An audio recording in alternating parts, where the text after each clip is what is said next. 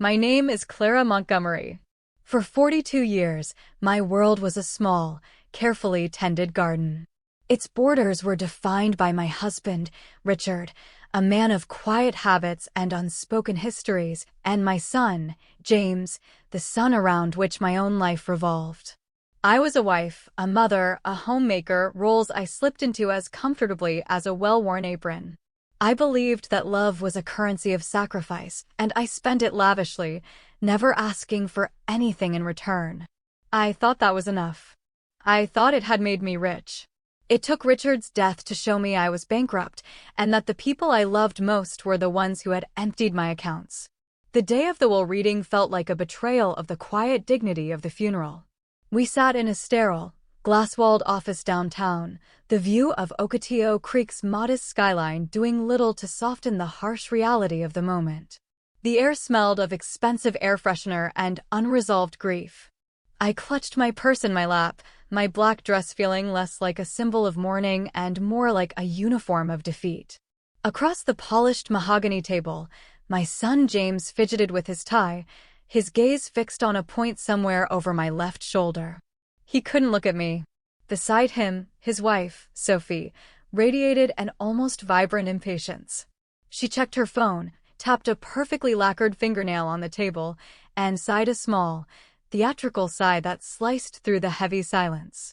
She looked like a woman waiting for a late train, not one attending to the final affairs of her father-in-law. The lawyer, a Mr. Davison with a kind but weary face, cleared his throat. As per Richard Montgomery's last will and testament, he began, his voice a gentle baritone that still felt like an intrusion. He detailed the division of Richard's pension and a modest stock portfolio. James and Sophie would receive the majority. I was not surprised.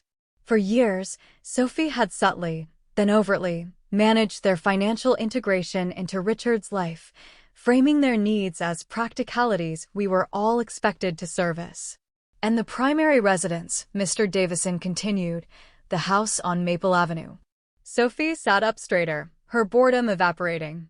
This was the main event. Is bequeathed to his son, James Montgomery, and his wife, Sophie Montgomery. I felt a cold numbness spread through my chest. The house on Maple Avenue. It wasn't just wood and plaster to me. It was the archive of my life. I could still see the pencil marks on the kitchen doorframe, charting James's growth from a toddler into a lanky teenager. The faint stain on the living room carpet was from the time he'd spilled grape juice during his 10th birthday party. The rose bushes lining the walkway I had planted with Richard on our 5th anniversary. It was a house built not just with money, but with decades of my own labor, love, and unwavering presence. Finally, Mr. Davison said, looking at me with a flicker of sympathy, to my beloved wife, Clara, I leave the entirety of the Juniper Ridge Ranch property, free and clear of any lien or debt. Sophie let out a sound that was not quite a laugh, but something far more dismissive. Oh, honestly, she said, turning to me, her voice coated in a thin, syrupy layer of false concern. Clara, you can't possibly be thinking of moving out there. It's a ruin. Just sell it for whatever you can get and come live with us. The guest room is small, but you could help with the kids. It would give you something to do. Something to do. As if my life until this point had been a long, empty stretch of leisure. As if raising her husband, caring for his father, and maintaining the home they were now inheriting had been nothing. My gaze drifted to James. My son. The boy whose nightmares I'd soothed, whose scraped knees I'd bandaged, whose heartbreaks I'd absorbed as if they were my own. He said nothing. He just adjusted his color, his silence a deafening confirmation of Sophie's words. He was a stranger to me now, a man sculpted into a shape I no longer recognized, hollowed out and refilled with his wife's ambition. I think, I said, my voice a fragile whisper that I barely recognized as my own, the ranch is for the best. Sophie's smile was a small, sharp victory. Well, if you're sure, she said, already standing, smoothing the wrinkles from her chic, minimalist dress. She leaned over the table, her voice dropping to a conspiratorial hiss meant only for me. Get out of our lives and keep that old ranch, Clara. Maybe the quiet will give you time to reflect on why you and James were never that close to begin with. The cruelty of it was breathtaking. It wasn't a sudden strike, but the final, twisting turn of a knife that had been lodged in my side for years.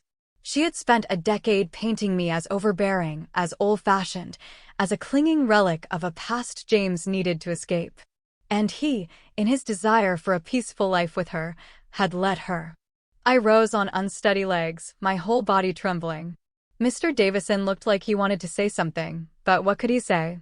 He was just the messenger. I'll have my things packed by the end of the week, I managed. Don't worry about rushing, Sophie said brightly, already moving toward the door. We're planning a full renovation anyway. We'll be getting rid of all that old stuff. Old stuff. 40 years of memories, photographs, and cherished objects, dismissed as clutter. I walked out of that office feeling like I'd been flayed. I had lost my husband, my home, and my son in the space of a single week. The woman I had been, Richard's wife, James's mother, felt like a ghost, an entity whose purpose had expired. They had taken everything they considered valuable and left me with the scraps, a broken-down ranch and a lifetime of memories they had no use for. The drive home, to the house that was no longer mine, was a blur. James didn't call. He didn't come over to help me sort through decades of my life. I packed my boxes alone, the silence of the house echoing with the ghosts of laughter and conversations past. Each photograph I wrapped in paper felt like a tiny funeral. When I finally pulled away from the curb in my old, packed-to-the-gills sedan, I glanced in the rearview mirror. I saw the front door open and Sophie step out onto the porch. She watched me go, her arms crossed, her expression not of triumph, but of simple, unbothered relief. Like someone who had finally swatted a fly that had been buzzing in the room for far too long. The road to Juniper Ridge Ranch was 40 miles of cracked pavement that eventually gave way to a washboard dirt track. The sun was setting, casting long, mournful shadows across the mesas. With every mile, the familiar world receded and a vast, intimidating wilderness rose up to meet me. Richard had inherited the ranch from his grandfather, Samuel, a man I'd never met. We'd only visited a handful of times. Richard had always been strangely resistant to either fixing it up or selling it. Too much work, he'd say. Too many memories. I never understood what he meant. Now, as I pulled up to the weathered farmhouse, its paint peeling like sunburnt skin and its porch sagging like a tired old man, I felt the crushing weight of his words. This was it. My exile. The key was under a loose stone by the porch steps, just where Richard had said it would be. Inside, the air was thick with the scent of dust, dry wood, and abandonment. Moonlight streamed through grimy windows, illuminating furniture draped in white sheets, like a congregation of silent, waiting ghosts. I sank onto a covered armchair in the living room, the springs groaning in protest. And there, in the profound, suffocating silence, I finally allowed myself to break. The tears were not the quiet, dignified tears of a widow. They were the raw, ragged sobs of a woman who had lost everything. I was mourning Richard, yes, but I was also mourning the beautiful, foolish illusion that family was a fortress. I had discovered it was just a house of cards, and a single gust of wind had brought it all down. In the depths of that sorrow, a tiny, hard kernel of something else began to form. A promise. I would not let this be the end of my story. I would not let their cruelty define my final chapter. I would survive. I had to. I just didn't know that the means for my survival, and my ultimate vindication, was waiting for me right beneath my feet, hidden in the very foundations of the place they had sent me to die.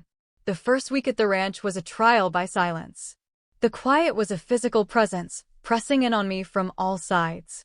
I threw myself into the grueling work of making the house habitable, not just for shelter, but for sanity. Scrubbing away layers of dust and grime felt like an act of archaeology, uncovering a life that ran parallel to my own, a history of Richard's family I had never known. The house was a time capsule of his grandfather, Samuel Montgomery. In a small, book-lined room that must have been his study, I found shelves of geology texts, topographical maps crisscrossed with cryptic pencil lines, and carefully labeled rock samples. It was a side of Richard's lineage that was entirely new to me. In our 42 years together, he had never shown the slightest interest in the earth beneath our feet. The kitchen, however, held the most personal revelation. Behind a loose panel in the pantry, I found a small, tin box. Inside were bundles of letters, tied with faded ribbon. They were from the 1940s, addressed to Samuel. They weren't love letters, but a long and detailed correspondence with a geology professor from the University of Arizona. They spoke of assays, of mineral rights, of core samples, and of a shared, secret excitement about a significant copper vein running directly under the ranch.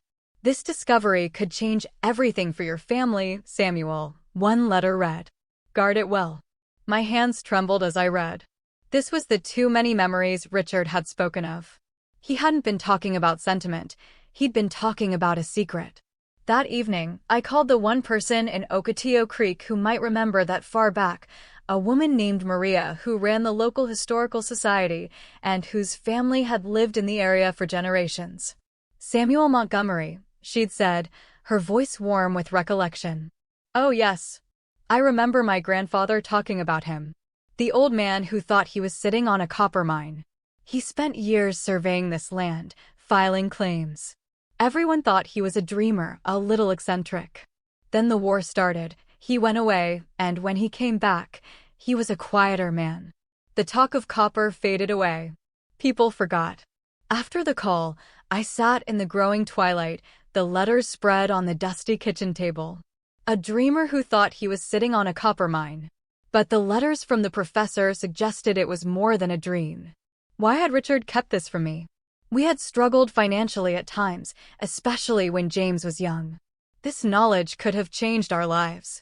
Fueled by a new sense of purpose, my cleaning became a forensic investigation. In the back of a closet in Samuel's old bedroom, hidden behind a false panel, I found what I was looking for. It was a sturdy leather portfolio, wrapped in oilcloth. The documents inside were not from the 1940s. They were from 5 years ago. Richard had hired a professional geological firm, Sunstone Mining, to conduct a full, modern survey of the property. The reports were dense with technical jargon, but the conclusions were impossible to misinterpret. Significant lode deposit, high-grade chalcopyrite, commercially viable for extraction. There were charts, graphs, and projected revenue models that made my head spin. And at the bottom of the portfolio, I found 2 more documents that stopped my heart. The first was a formal offer from Sunstone Mining, dated just 6 months before Richard fell ill, to lease the mineral rights on the property. The offer was for an upfront payment of $3 million, plus quarterly royalties projected to be in the hundreds of thousands. The second was a handwritten note from Richard, on his personal stationery. His handwriting, usually so firm, was shaky. For Clara, it read, "She gave everything for us. This is her chance to have a life of her own, a life of peace and security. Don't let Sophie's greed poison this. This is for Clara alone." I sank to the floor, the papers clutched in my hand, tears blurring my vision. These were not the tears of sorrow I had shed before. They were tears of profound, aching love and understanding. He had known. He had seen Sophie's nature, James's weakness, and he had been trying to protect me. He had been creating a secret inheritance, a lifeboat for me that only I could claim. The ranch wasn't my exile. It was my sanctuary, my fortress, my future. And the very people who had cast me out had, in their arrogance, handed me the key. That night, I didn't feel lonely. I walked through the old house, touching the dusty furniture, and felt a connection not just to Richard, but to the dreamer, Samuel. I felt the house settle around me, not with the groans of decay, but with the quiet hum of potential. For the first time since the funeral, I felt a flicker of power. It wasn't about the money, not really. It was about the knowledge that I had been so profoundly underestimated. They thought they had left me with nothing. In reality, they had given me everything. The true heart of the secret, I suspected, lay where Richard had always warned me not to go. The basement. Just spiders and junk down there, Clara, he'd say with a wave of his hand. A week after finding the portfolio, armed with a powerful flashlight and a resolve I didn't know I possessed, I descended the creaking wooden stairs. The air grew cool and smelled of damp earth and stone. The flashlight beam cut through the darkness, revealing not a cluttered cellar, but a space that was part workshop, part laboratory. A long workbench was lined with Samuel's old tools, rock hammers, chisels, and strange brass instruments for measuring angles. In the far corner, my breath caught. It was the entrance to a tunnel, shored up with thick, sturdy timbers that looked surprisingly well maintained. A cool draft emanated from the blackness, carrying that same mineral tang I now recognized from the ore samples. Samuel hadn't just dreamed, he had dug. My attention was drawn to a stack of heavy wooden crates. Most were filled with carefully categorized rock samples, but one, tucked away in the shadows, was different. It was newer, sealed with screws instead of nails. My hands fumbled as I worked a screwdriver from Samuel's bench to pry it open. Inside, nestled in protective foam, was not just rock, but a wealth of information that made the first portfolio look like a preliminary sketch. Richard had continued the work.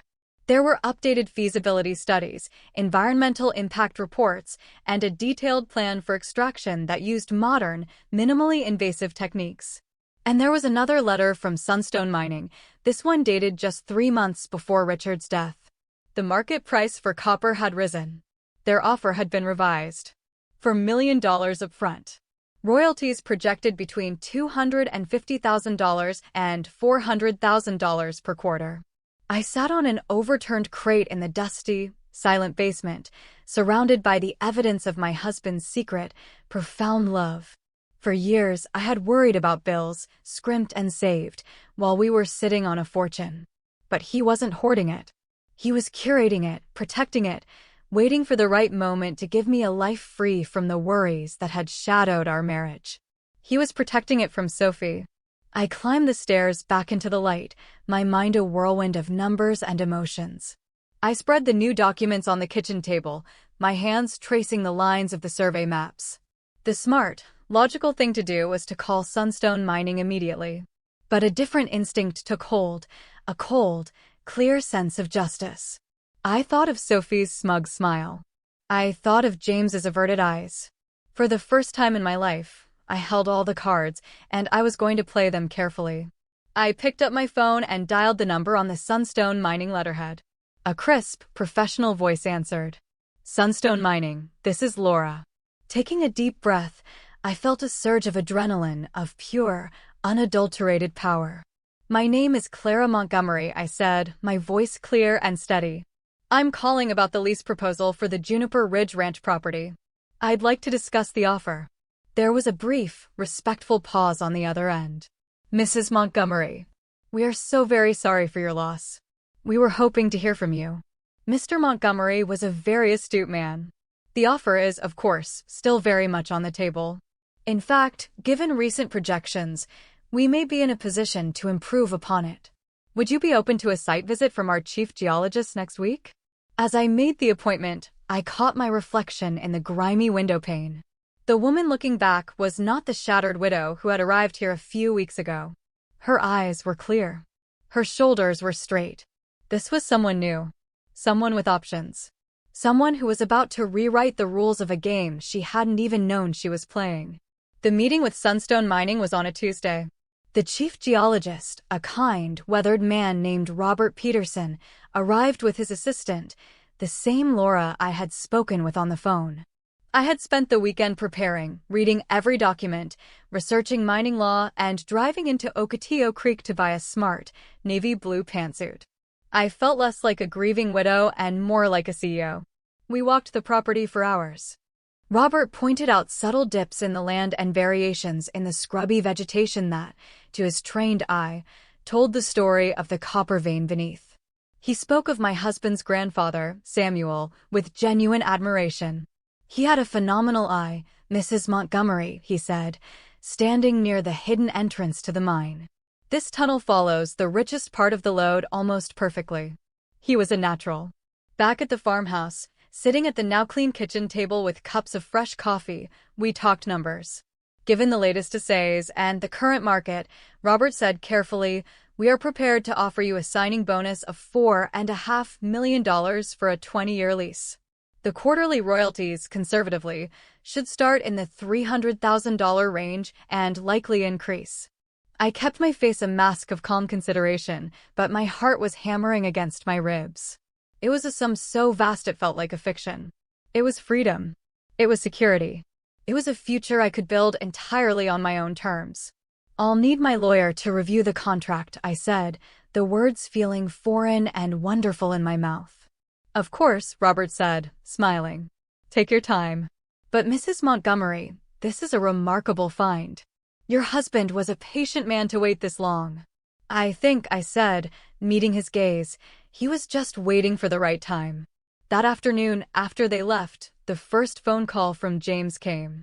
I had been ignoring his sporadic, guilty-sounding voicemails for weeks, but this time I answered. Mom? His voice was tight with anxiety. I've been trying to reach you. I've been busy, James, I said evenly. Look, Mom. Sophie and we were wondering. We're having some trouble with the mortgage. The interest rate adjusted, and with the new property taxes, we were hoping you might be able to help us out. Just a loan. There it was. The purpose I was meant to serve in their new life. The emergency bank account. I thought of the contract sitting on my table. How much are you short? I asked. About $75,000 to get things right and do a small kitchen update Sophie wants. We'd pay you back, of course. $75,000. A few months ago, it would have been my entire life savings. Now, it was a fraction of a single royalty payment. James, I said, changing the subject. Tell me something. Are you happy? The question threw him. What? Of course, I'm happy. Why? Because your father and I were married for 42 years. We had difficult times. We disagreed. But he never once asked me to make myself smaller so he could feel bigger. He never asked me to choose between him and the people I loved. Silence. Then, a defensive tone. Sophie doesn't do that. Doesn't she? I pressed gently. She isolates you, James. She sets the terms for every relationship in your life, including the one you have with your own mother. Mom, what does this have to do with the mortgage? It has everything to do with it, I said. I would have done anything for you, James. I did do anything for you. But I will not be your solution to problems your wife creates. I will not be a convenience. Another long, heavy silence. When he finally spoke, his voice was small, the voice of the little boy I remembered. What do you want me to do, Mom? She's my wife. I want you to be the man your father was, I said softly. The man I raised you to be. The one who protects his family, instead of letting one member of it devour the others. I hung up the phone and sat in the quiet kitchen as the sun bled across the western sky.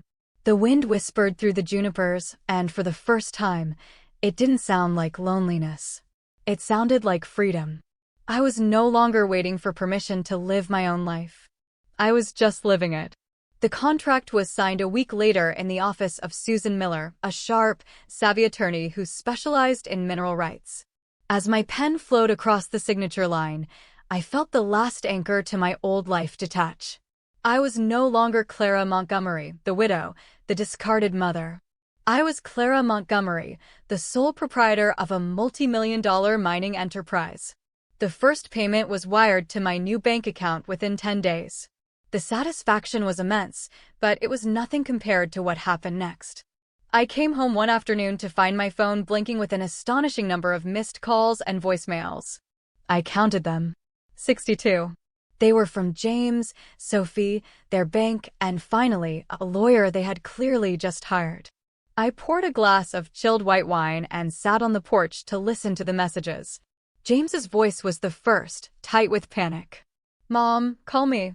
There's a problem with the house title. Something about the mineral rights. Sophie's was next, her usual composure shattered. Clara, I don't know what kind of vindictive game you're playing, but you need to call us. This is a family matter. Family. The word had suddenly become very important to them again. I finally called James back. He answered on the first half ring. Mom, thank God. The bank is threatening to call in our loan. They did a title search for the refinancing, and they're saying the mineral rights for our property were never separated from the main ranch deed when your grandfather-in-law sold this lot in the 60s. They're saying the rights belong to you. I took a slow, deliberate sip of my wine. The exquisite irony was not lost on me. Susan Miller had discovered the same clerical oversight while doing her due diligence. The house they had so eagerly claimed was, in essence, built on my land. Well, that does sound like a problem, I said calmly. A problem? Mom, it's a catastrophe. It devalues the property to almost nothing. We can't get a loan, we can't sell, we're trapped. We need you to sign a quitclaim, release the rights to us. I see, I said. I could hear Sophie in the background, her voice a shrill whisper. Tell her we'll pay for the lawyer. Tell her. Mom, James said, his voice taking on a wheedling tone I hadn't heard since he was a teenager trying to borrow the car. We've made mistakes. I know that. But we're family. This mining thing you're doing, we should share in it. We can all live comfortably. You could even move in with us. We could build you a lovely in-law suite over the garage. An in-law suite. Over the garage. After they had exiled me to what they thought was a worthless wasteland, they were now offering me servants' quarters to their kingdom, a kingdom built on my fortune. Let me be clear, James, I said, my voice dropping, each word precise and cold as ice. 3 months ago, you stood by while your wife told me to get out of your lives. You handed me the keys to what you thought was a pile of garbage and wiped your hands of me.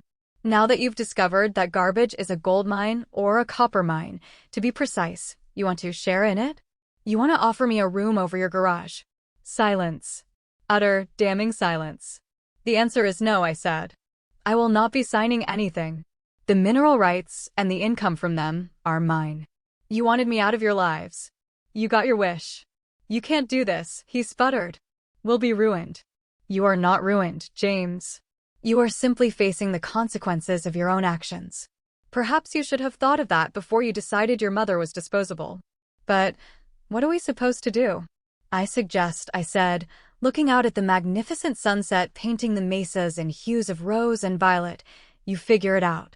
That's what adults do. I ended the call and turned off my phone. The 62 missed calls were not a cry for connection. They were a shriek of thwarted greed. They had not missed me. They had missed what I could do for them. For the first time, I understood the profound difference. And in that understanding, I was finally completely free. 6 months later, the Juniper Ridge Ranch was unrecognizable. The farmhouse had been lovingly restored, not to a sterile newness, but to a state of warm, comfortable grace. The porch no longer sagged, and every morning, I sat there in a comfortable rocking chair, a cup of coffee in hand, and watched the sunrise. The hum of the mining operation on the far side of the property was a steady, reassuring sound, the heartbeat of my new life. I had found passions I never knew I had.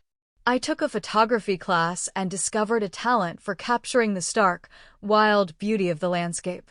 I enrolled in an online geology course, wanting to understand the science that had so dramatically reshaped my world.